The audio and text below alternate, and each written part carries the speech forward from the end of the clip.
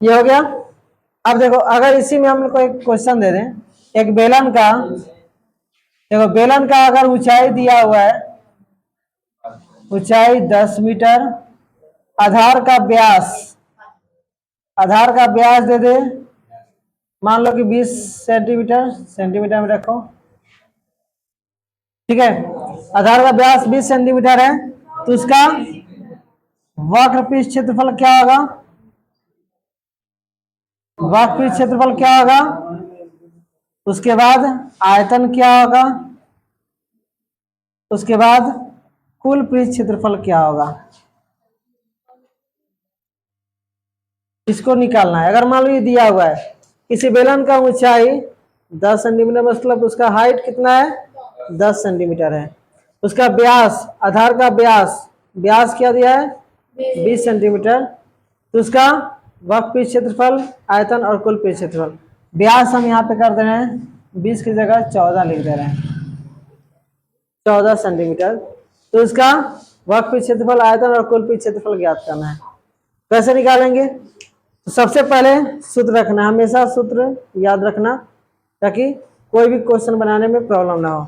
तो सबसे पहले हमको क्या निकालना है? वक्रपृष्ठ क्षेत्रफल। देखो, क्योंकि बेलन का वक्रपृष्ठ क्षेत्रफल क्या होता है?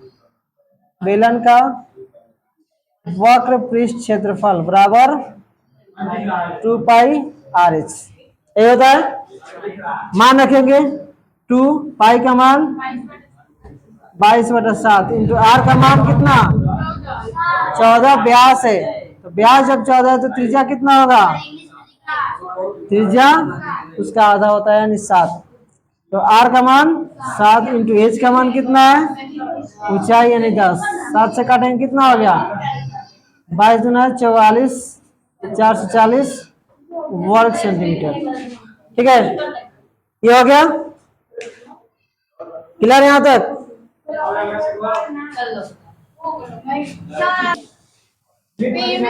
चलो आगे देखो।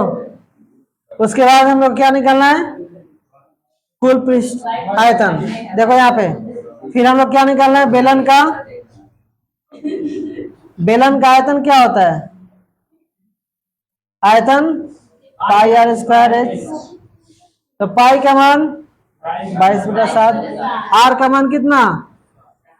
7 का स्क्वायर इंटू एच का मान 10, यानी 22/7 गुने 7 का स्क्वायर 49 लिख सकते हैं, या 2 बार 7 लिख सकते हैं, ठीक है। और गुना 10, एक 7 से 7 कैंसिल, गुना करेंगे तो 22 आते 154 पर 1 0, इतना आयतन हुआ।